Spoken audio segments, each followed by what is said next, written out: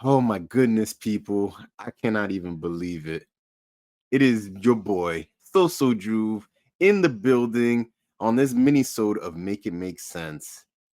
And I was in third place. I got elected to third Oh. place on this topic of worst things to say after sex. So I'm gonna go ahead and recap my list and then try to delve into what went wrong. At number 5, I had should you call an Uber or should I? At number 4, I had can you pass me the remote? At number 3, I had I'm sorry, I usually last longer than this. At number 2, I had did you come? And at number 1, I had you remind me of my mom so much. And for episode what is it, 98 and 99, we had our guest who's the super smart and wickedly sexy, and that was Amy Taylor. So we have something that we like to call in our mini-sode, in our memes, the redemption tour. So I have brought back Amy Taylor for this Make It Make Sense. So welcome back, Amy. I'm so sorry I ranked you last. I mean, yours were really good, but I was on the spot and I had to rank you. You guys made me.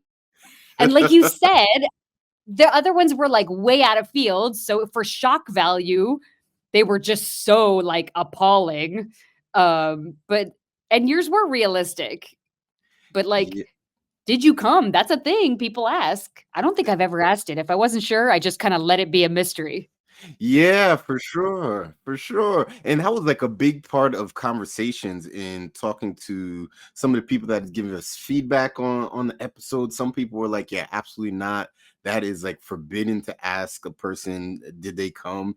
Other people were like, "Yeah, you know what? I want feedback just in case I got to do more to make that person happy." And for me, my approach and my thinking is kind of the undue pressure of it all. So I know that we talked about it as hosts, but I'm not sure if we really got your opinion on it. So did you come proper feedback or nah? I mean, if you're that honest with somebody, I'm gonna presume you've been dating a little while because, people in the first few, they're still like kind of performative because they don't know each other that well. So like the first or second time I slept with somebody, if they asked that, I'd probably and the answer was that I didn't, I probably would lie. Because I'd be afraid of hurting their feelings. I'd know that they didn't know my body that well yet. It doesn't mean I'll never come. I just wouldn't want the drama of like making them feel bad. But long time into the relationship, sure, you can be way more honest. And then feedback, yeah. If some guy was like all about a postmortem, like brought out the whiteboard with the X's and O's, like in the NFL, I'd be like, I mean, I admire the intricacy of it all, but that's kind of narcissistic. Because, sex is like vulnerable and beautiful and funny and ridiculous. You're naked. It's the whole thing's ridiculous. And that's what makes it so magical. I don't think I'd want to like worry too much if it wasn't like the world's best sex. Cause, no matter how much you love somebody, sometimes it's like earth shattering and sometimes it's just sex. And they're both cool. They're both good. Yeah, I think you brought up a key word, which is vulnerability, and it's very deeply personal, right? Like to Yeah. have sex with someone, you're at your most vulnerable, you're derobed, right? Well, most of the Right? time you're derobed. There are times that you could have some clothing on, but most of the Sure. time you're showing off all of your impurities, right? Like all the flaws are Yeah. out there for the other Yeah. person to see. And then, of course, to be secure enough to allow that to happen and then to get pleasure from it. Sex is a lot. Sex is a Sure. lot. Sure. Um, and I know like some women, like if they don't feel like they trust a guy, they won't come, not because he's not doing things right and they couldn't, but because they almost won't let themselves let go and be vulnerable. So like no matter what kind of moves he's got going, it's not gonna happen because the mind isn't quite ready. Like to let your walls letting somebody witness your orgasm or be part of your orgasm is it's like a transcendent thing. I mean, the French call orgasms le petit mort, which literally means a little death. They're Mm. they're an incredible thing. Uh, and so I know, like you said, vulnerability and Yeah, I mean, but I do think feedback's good. I think it's all like everything, it's all in the delivery, right? Like, if somebody was like, "Here's my Yelp, would you leave a review?" That'd be kinda weird. But if they I know some people hate hearing about their other person's exes, but obviously anything somebody knows how to do sexually is gonna be because of various exes, right? That's where they learned. So 100%. sometimes it's good when you feel comfortable to talk about, like, what they might have liked versus what you like, because everybody's different, right? I had 100%. dirty talk.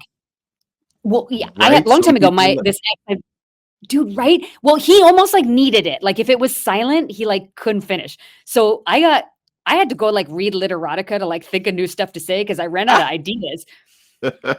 One time, we were fucking, and he was like and I ran out of shit to like, "Hey, fuck me, you fucker." And he looks right at me, he's like, "No, that's not it." I was like, "Well, I got nothing else." And then after we broke up, it was very challenging, got through it. I wish him all the best now later, 2 decades later in life, but, the next guy that I was involved with actually was the polar opposite violence to get there. Mm.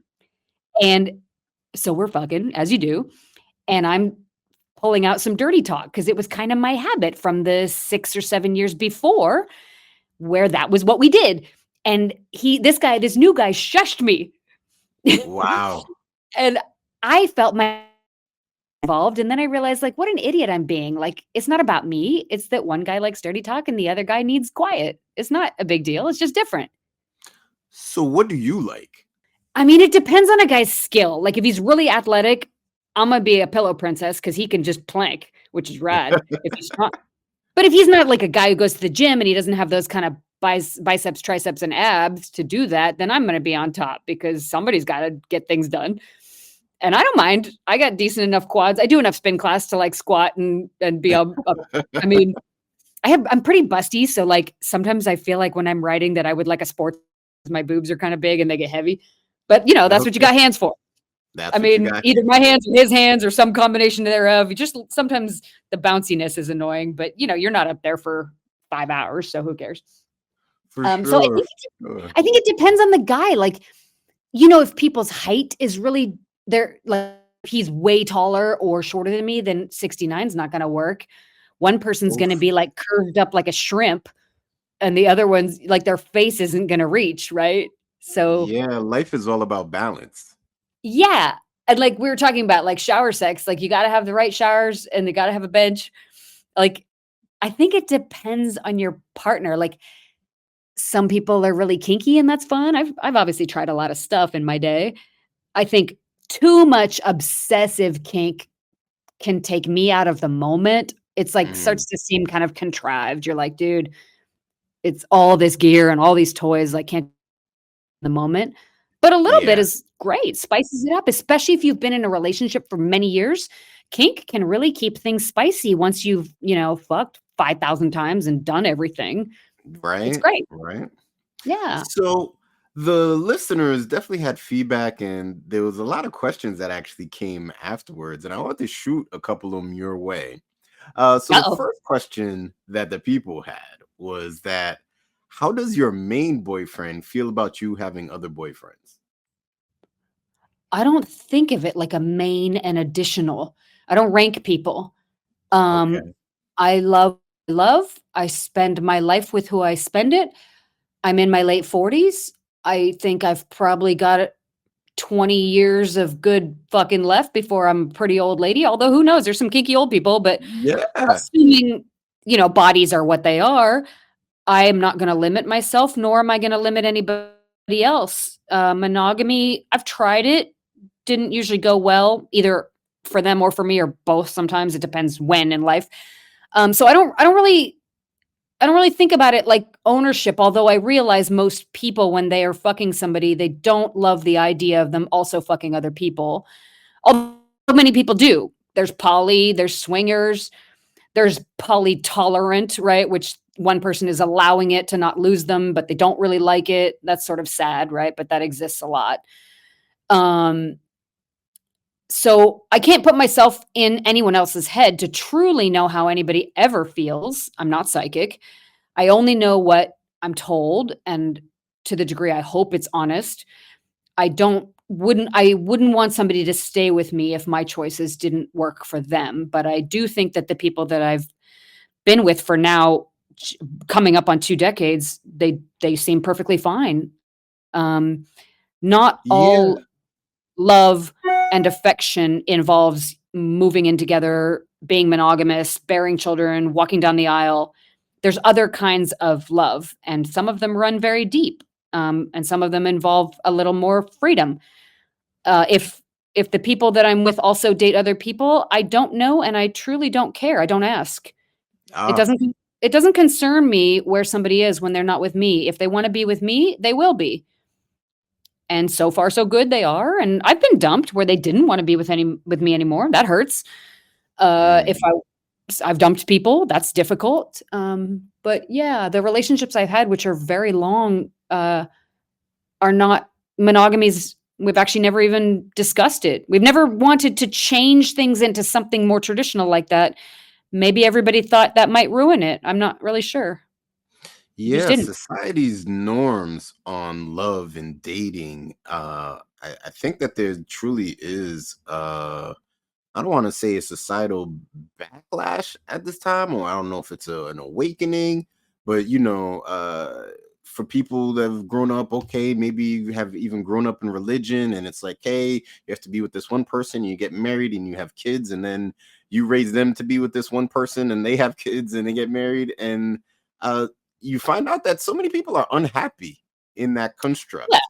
Yeah, Uh, I mean, that's fine if people wanna do that, and I assume most people do that. However, there's a lot of lying going on. A lot of my married friends with kids are not monogamous, they just lie.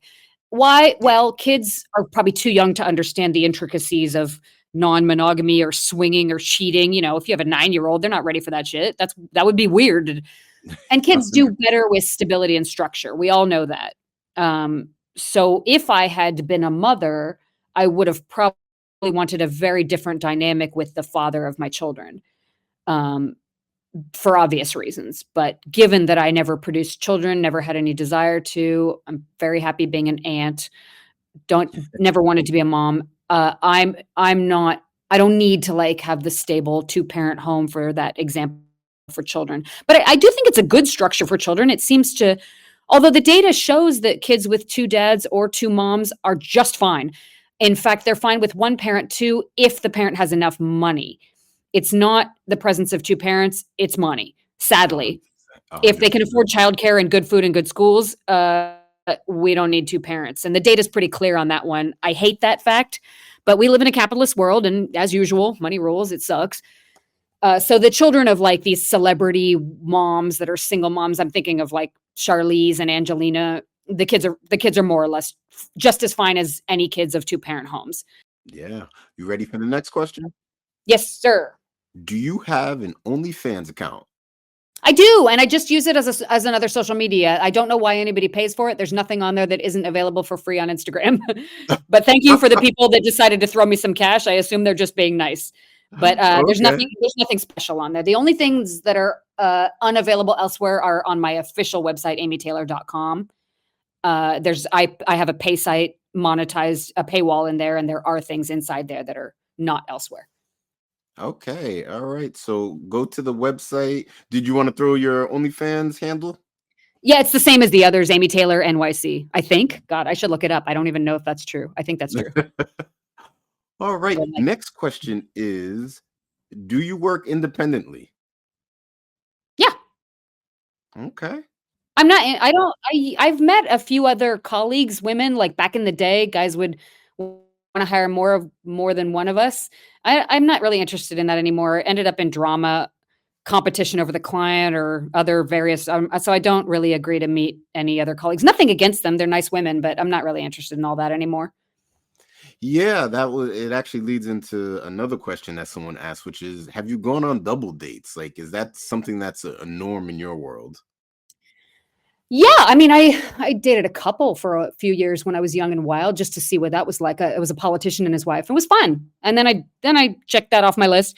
And then yeah, like double dates with other colleagues in my industry. I haven't done that for over a decade now, but I checked that out back in the day. And again, it was an it was a lot of drama. I'll just leave it at that. I don't wanna denigrate anybody, but, I'm not. I've said no to all of that for over a decade, and I think I'll continue to. I don't know, maybe I'll get bored and change my mind. Ask me next year. All right. We'll ask you. We'll do some follow-up questioning on that. Now, dating a politician, did you have to like fill out an NDA? No, he never asked. All he would ever do is probably just say I was lying, and how would I prove it? What, produce emails and stuff? I would never do that to somebody. Ah, that's what I was gonna say. Like, is there like a code in the streets? Like, is there like a level of confidentiality that you have to keep? Well, I mean, you wouldn't wanna be a horrible person to somebody who treats you well. Why would you harm them? If somebody, well, one guy a long time ago, the last appointment of many, we traveled together for years. He took me heli skiing. I really miss that because I can't afford heli skiing. It's wildly expensive and it's awesome. Um, but the last of like 50 appointments, I mean, we saw each other for a good couple of years. He decided not to pay me, and it was a lot. It was a healthy 5 figures, and I needed that money.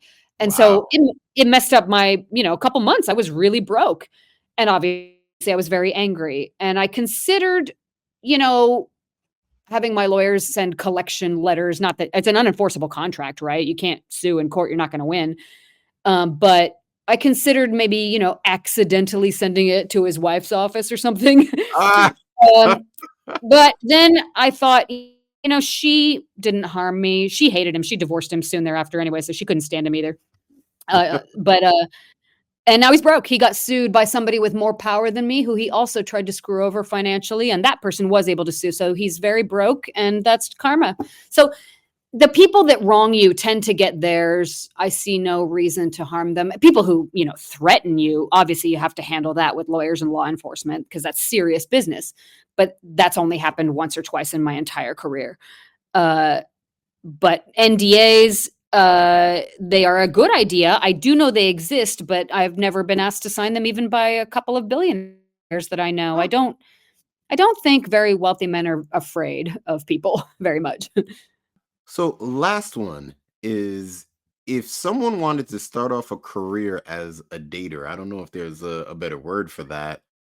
What would be the first thing that they should do? I would say don't. I don't think it's a good idea. Uh, Oh, why is no, that? because even if you survive it, like I think I did, I guess we'll see, all in, but it's too hard. Society makes it too hard. People are too awful. There's nothing inherently bad about it. It's literally just dating.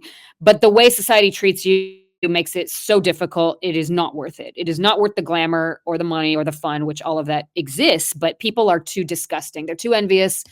They will try to harm you. They'll try to ruin your real life. It's just not worth it. Go get tech skills, and you'll be better off long term. It's not.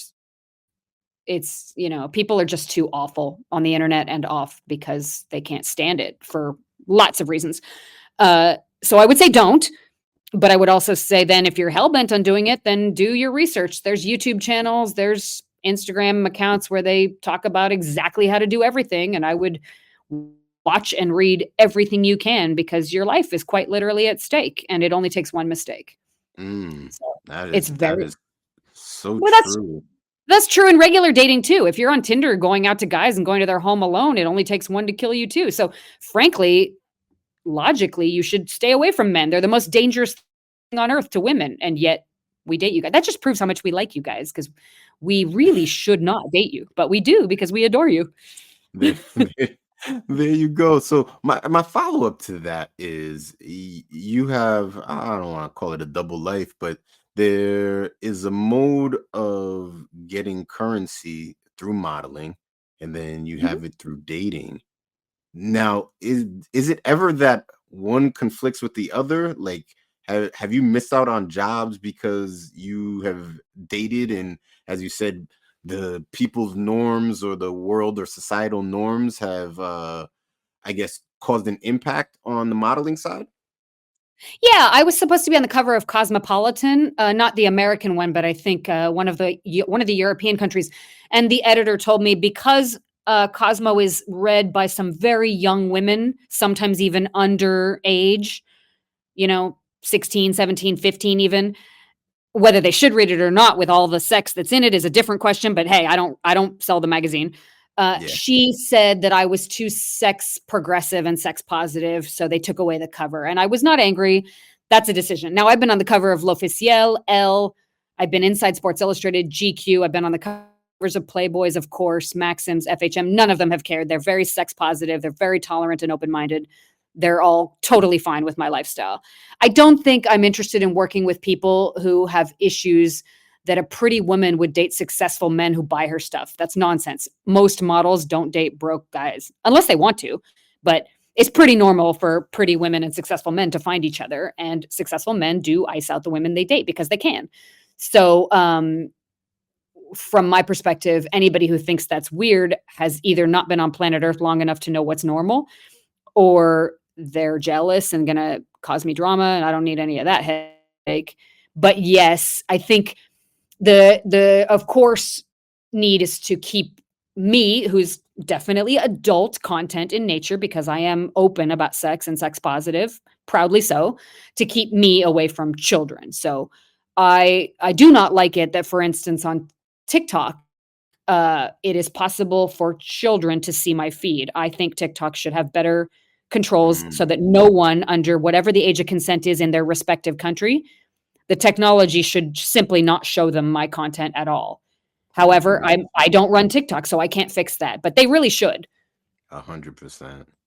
So lastly, revisiting my list, do you want to reconsider your decision on putting me in third place? Of course, you're the loveliest, and you belong eternally in first place for this show that you run. I mean, you're tops in my book, and I'm sorry that I didn't choose it in the There beginning. you have it, people. Made it make sense. I am a winner no matter what, says Amy Taylor. And I truly appreciate you coming back on for this redemption tour. Once again, do you want to shout out your socials there for anybody that wants to follow you on Instagram? I mean, sure, it's Amy Taylor NYC. I did a shoot last week. There'll be some stuff coming up. So if your guys are bored and want to look at pretty pictures, feel free to check it out.